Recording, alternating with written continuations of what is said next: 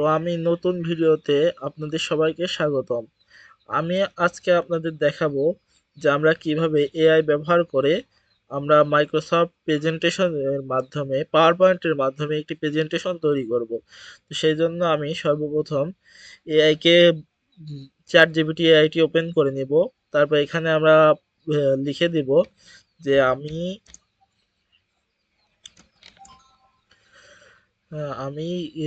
কি বিষয়ে প্রেজেন্টেশন বানাতে পারি। আমি রবীন্দ্রনাথ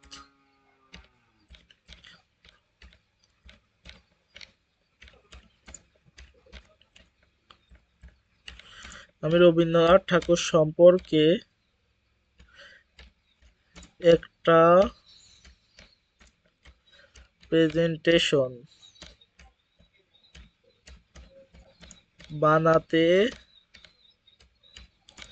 চাই। তুমি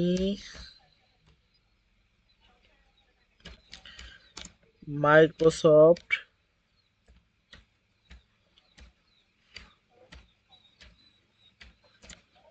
পাওয়ার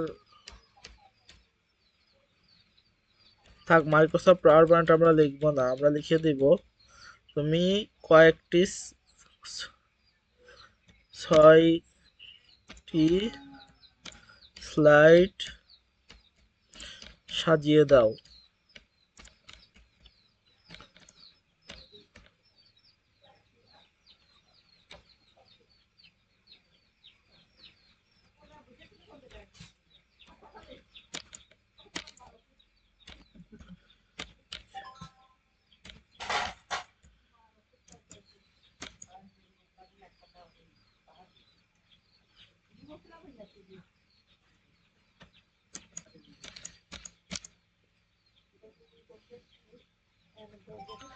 তো এআইকে আমি কমান্ড দিয়ে দিলাম। কমান্ড দিয়ে দিলে এআই কমান্ড অনুযায়ী রবীন্দ্রনাথ ঠাকুরের সম্পর্কে 6টি স্লাইডে একটি প্রেজেন্টেশন বানিয়ে রেডি করে দিল। তো আমরা এখন যে কাজটি করব, আমরা একটি স্লাইড ওপেন করে নিব। স্লাইড বলছি, একটি পাওয়ার পয়েন্ট ওপেন করে নেব, পাওয়ার পয়েন্ট শিট। তো সেই জন্য আমরা এখানে নিউতে ক্লিক করব। ক্লিক করার পরে Microsoft power point presentation click করার পরে এই যে পাওয়ার পয়েন্ট প্রেজেন্টেশনটা ওপেন হয়েছে, এটা আমরা ওপেন করে নিব।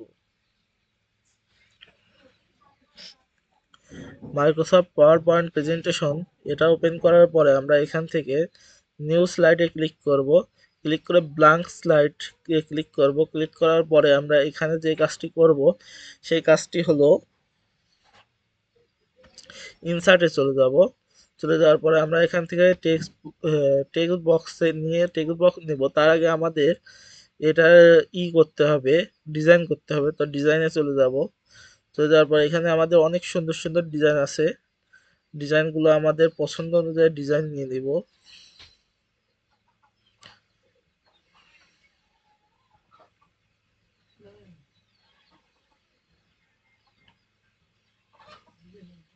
যেটা আমাদের পছন্দ হয় আর কি।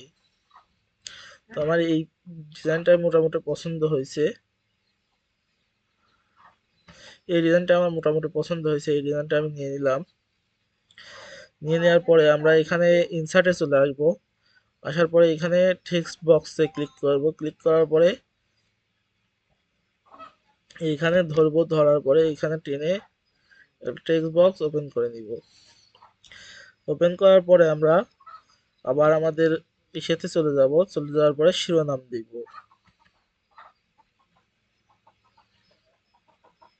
কন্ট্রোল সি দিয়ে কপি করে নিব।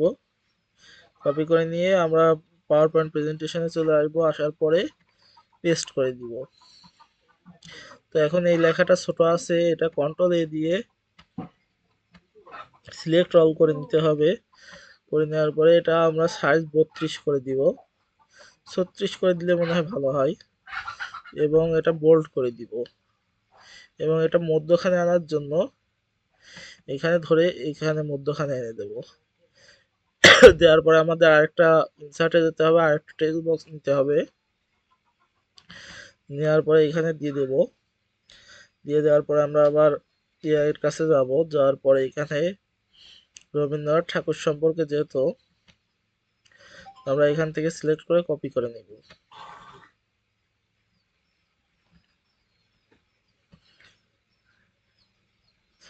আমরা আবার পাওয়ার পয়েন্ট প্রেজেন্টেশনে চলে যাব, যাওয়ার পরে এখানে আমরা এই লেখাটি পেস্ট করে দিব।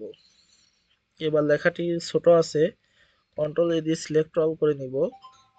সিলেক্ট অল করে নেওয়ার পরে এটা একটু বড় করে নিব।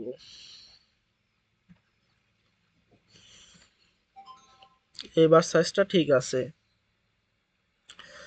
তো আমরা এবার দ্বিতীয় স্লাইড ওপেন করব। ব্ল্যাঙ্ক ব্ল্যাঙ্ক ওপেন করব। ওপেন করার পরে আমরা এখানে আবার ইনসার্টে যাব, যাওয়ার পরে টেক্সট বক্সে যাব, যাওয়ার পরে এখান থেকে একটা টেক্সট বক্স নিয়ে নিব মাঝ বরাবর। টেক্সট বক্স নেওয়ার পরে প্রাথমিক জীবন নিয়ে একটি তৈরি করব, একটি স্লাইড তৈরি করব।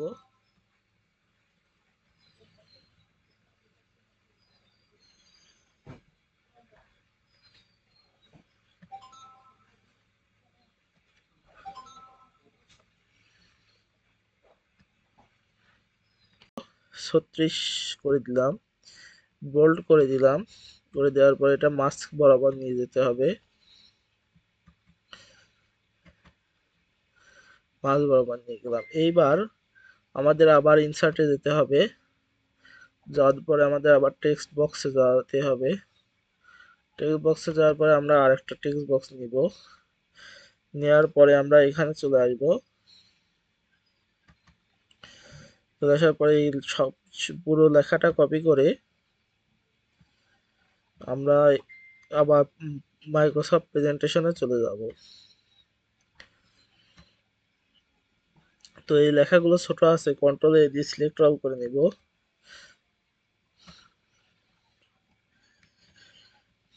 একটু বড় করে দিই।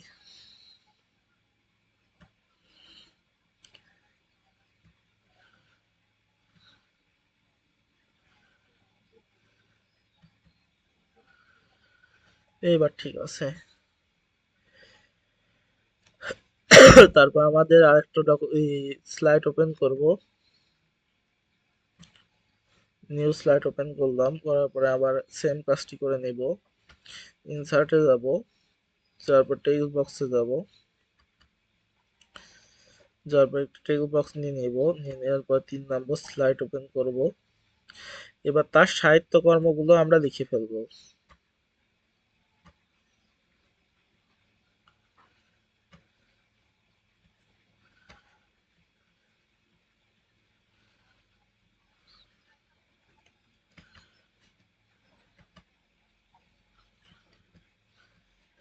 এবার সেম কাজগুলো করে ফেলবো। সাইজগুলো বড় করলাম, বোল্ড করলাম।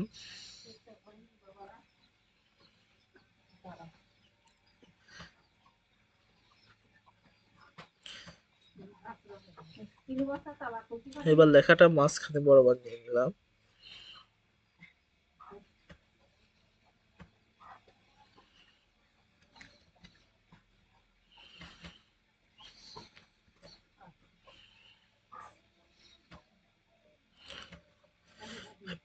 সাহিত্যকর্ম দেখছি, এবার আমাদের একটা নিতে হবে, টেক্সট বক্স নিয়ে সাহিত্যকর্মগুলো লিখে ফেলতে হবে।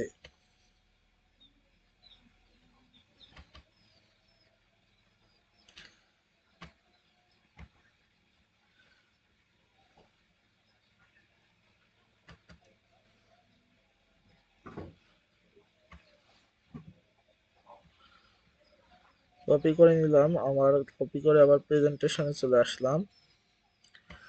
আসার পরে এখানে পেস্ট করে দিলাম। তো এটা সাইজ বড় ছোট করছি না, নতুন একটি স্লাইড নিয়ে নেব, ব্ল্যাঙ্ক ডকুমেন্ট। মোট 6টা স্লাইড হবে। ভিডিওটা একটু বড় হয়ে যাচ্ছে, তো আমরা 6টা স্লাইড সাথে একটু তাড়াতাড়ি শেষ করে দিব। এবার তার নবেল যে পাইছিল সেই নবেলটা পাওয়াটা লিখে দেব।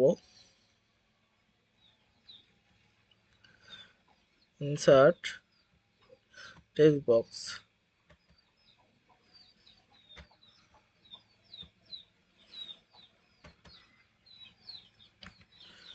কন্ট্রোল সিলেক্ট অল এবং এটা 36 সাইজ করে বোল্ড করে দিব। এটা মাঝ বরাবরই আছে, ঠিকই আছে, এটা সমস্যা নেই।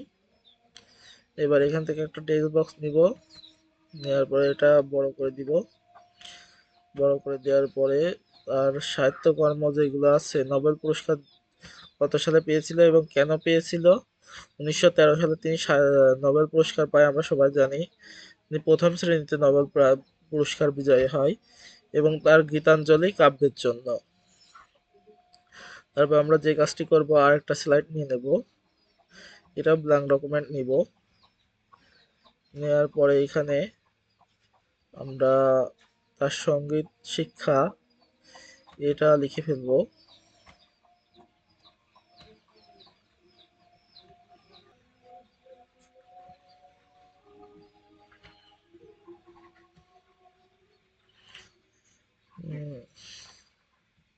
তো আমরা এইভাবে মাইক্রোসফট ইসের মাধ্যমে প্রেজেন্টেশন তৈরি করব। তো আমরা প্রেজেন্টেশন এখন ফাইনাল রূপটা দিব। ফাইনাল রূপ দেওয়ার জন্য আমাদের অ্যানিমেশন অ্যান্ড ট্রানজিশন ব্যবহার করতে হবে। এবার ট্রানজিশন গুলো ইউজ করি।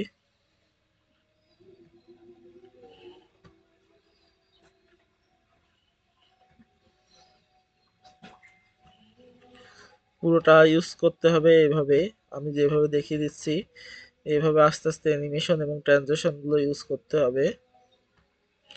এটা ফেড করে দিলাম। এই লেখাটা ট্রানজিশন হবে সাইন, এই লেখাটা আসবে হলো ফন্ট ইন।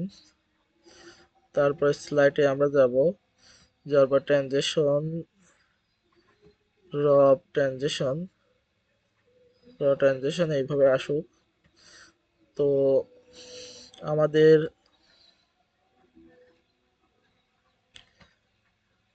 আমরা নর্মালি একটা প্রেজেন্টেশন তৈরি করে নিলাম। নেওয়ার পর আমরা এই প্রেজেন্টেশনটার ভিউটা দেখি, যদি আমরা ভিউ করি তো আমাদের এইভাবে আসবে। আমরা লাস্ট শিটটা ওপেন করছিলাম, প্রথম শিটের থেকে যদি ওপেন করি তাহলে আমাদের প্রেজেন্টেশনটা ঠিক এরকম হয়েছে। দেখছেন কত সুন্দর একটা প্রেজেন্টেশন হয়েছে রবীন্দ্রনাথ ঠাকুরের জীবনী নিয়ে।